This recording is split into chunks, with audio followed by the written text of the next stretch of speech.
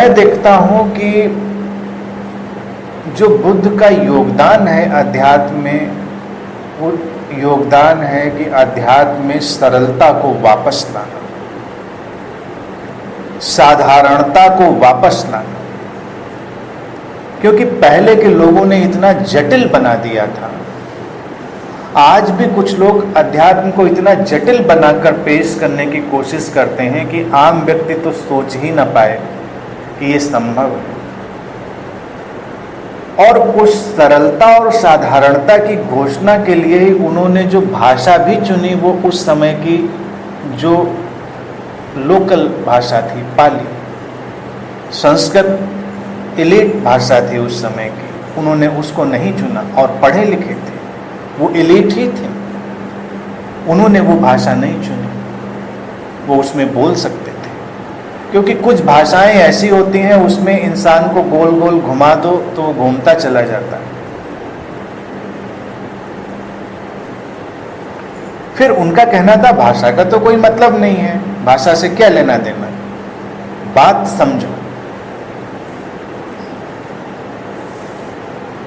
उस साधारण के उद्घोष का सबसे बड़ा काम उन्होंने किया।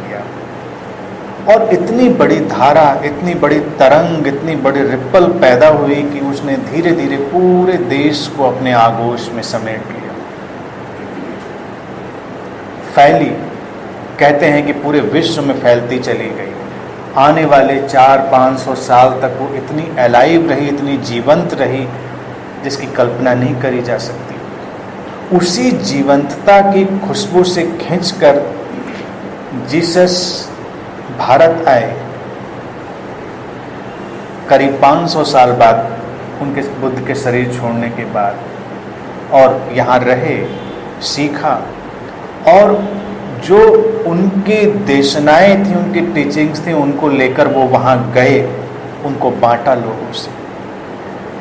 वो शिक्षाएं लोगों के लिए इतनी अजनबी लगी, इतनी अजीब सी लगी कि लोग बर्दाश्त नहीं कर पाए और उनको सलीब पे लटका दिया। जहां पर घृणा पनप रही हो, हिंसा पनप रही हो, वहां कोई शांति और प्रेम की बात करे, कोई कैसे बर्दाश्त करेगा? मुश्किल था। और बुद्ध ने यही किया था। उन्होंने कहा हिंसा को हिंसा से नहीं जीता जा सकता, तो अहिंसा लानी पड़ेगी। और अहिंसा दिखावटी नहीं, अनुभवगत, ये जानकर कि पूरा जगत अंतर संबंधित है, हमारा ही विस्तार है, हमारा ही एक्सपेंशन है। तो जब ये दृष्टि आएगी तो हिंसा संभव कैसे होगी?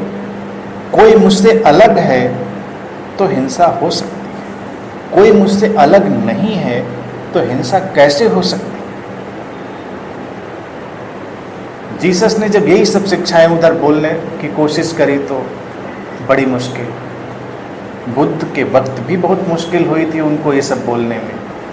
ऐसे तो हमको लगेगा कि सारा धर्म, अध्यात्म तो प्रेम और शांति की ही बात कर रहा है, लेकिन प्रेम और शांति में छुपी हुई हिंसा को अगर हम देखें तो हम भौचक्के रह जाएंगे। उन्हीं बातों के पीछे छुपी हुई है कितनी कुटिलता और कितनी जटिलता। हर वो शिक्षा जो मनुष्य को मनुष्य से तोड़ती है, हर वो बात जो विभाजन लाती है, वो हिंसा ही है, वो प्रेम और शांति की बात नहीं हो सकती। धर्मों का ये खास किस्म का स्ट्रक्चर हिंसक, वायलेंट, हमको प्रारंभिक तौर पर नहीं दिखाई देगा, लेकिन उसी बंटवारे में देशों का, राष्ट्रों का ये विभाजन हिंसक है। हर विभाजन से हिंसा आती। इसी बिंदु पर मैं बोधि कृष्ण जी की एक नई कविता शेयर करना चाहूँगा। ये मुझे बहुत पसंद आई, जो आज के परिप्रेक्ष्य में अपनी बात बहुत ही सटीक ढंग से कहती है। लिखा है, अब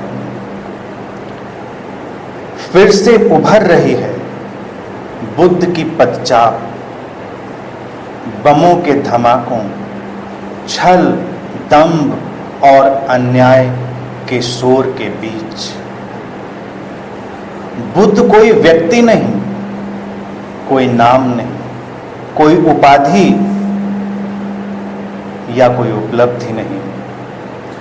वो तो बस असीम करुणा के जल से भरा, शून्य में तैरता एक निर्लिप्त व अनासक्त चेतना का बादल है, जो तब तब घिर ही आता है बरस जाने के लिए जब मनुष्यता की जमीन तपने लगती है और प्यास से दरकने लगती है।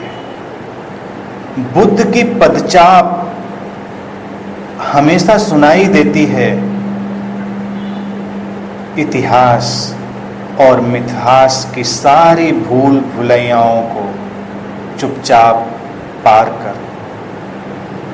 ये कभी न थमने वाली चरय वेति की गति किसी भी पांव से लिपट जाती है और चेतना का वो निर्लिप्त व अनासक्त बादल जिसे हम बुद्ध के नाम से जानते हैं, किसी भी शरीर मन के भीतर उतरकर बार बार बोल उठता है, मौन की आवाज में शून्य के स्वरों को लगातार घोलते हुए। सबने अक्सर सुना है उसे बोलते हुए, लेकिन फिर भी क्या सचमुच किसी ने सुना है उसे बोलते हुए? इस कविता के सारे शब्द आज के वक्त के लिए बहुत जरूरी, अहम और करीब करीब सारे अर्थों को समेटे हुए बुद्ध का जो एक विराट स्वरूप है उसको अभिव्यक्त करते हुए। यही चीज हमेशा ही रही।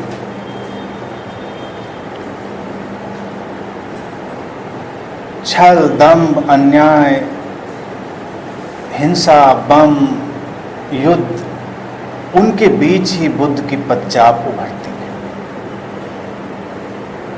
वो कोई भी हो सकता है, वो गौतम सिद्धार्थ हो सकता है या वो कोई और नाम, क्योंकि बुद्ध, जैसा कि आपने भी लिखा कि वो एक चेतना का बादल है, असीम करुणा से भरा हुआ, व्यक्ति में सीमित नहीं है। बुद्ध को जिन लोगों ने व्यक्ति में सीमित किया उन्होंने पैदा कर दिया Buddhism. They became Buddhist and spoiled everything, सब चीज को नष्ट कर दिया।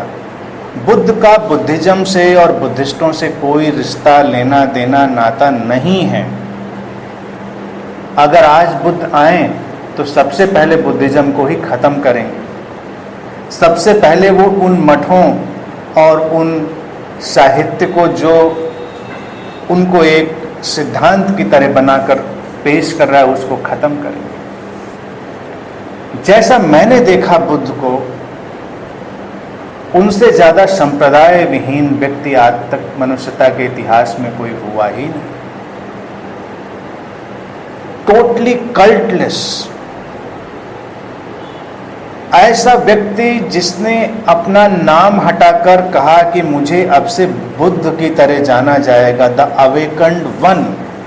But anybody can be awakened one, it is not a specialised, copyright नहीं था। आज का वक्त होता तो कुछ लोग कॉपीराइट करा लेते नाम और वो इस्तेमाल नहीं कर पाते, तो शायद वो कहते मुझे आज से बुद्धों की तौर से जाना जाएगा। कि नाम में क्या रखा है, नाम की परवाह कौन करता है? बात तो एसेंस की है, बात तो प्रेजेंस की है, बात उस संदेश की है। अपना नाम हटाकर बुद्ध का नाम पेश करने की जो उनकी दृष्टि थी वो यही थी कि इस घटना को हटा दिया जाए व्यक्ति के ऊपर से और जो भी जागे उसको बुद्ध माना जाए।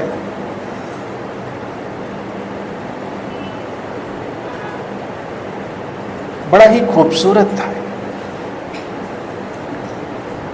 अनंत में भी मैंने तय किया है कि बुद्ध पूर्णिमा को हम लोग भगवान बुद्ध के लिए ग्रेटिट्यूड तो है क्योंकि उनका जुड़ा हुआ है, लेकिन केवल उनके लिए न रखते हुए इसको एक डे ऑफ अवेकनिंग की तरह सेलिब्रेट करेंगे। आगे से जब भी करेंगे द डे ऑफ अवेकनिंग या the day of enlightenment, it is only for that.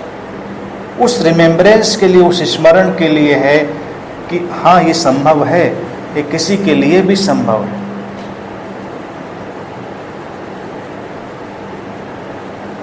और कोई इज्म, कोई संप्रदाय, उसको वहाँ से हटाया जाए, वो भी बहुत ज़रूरी है।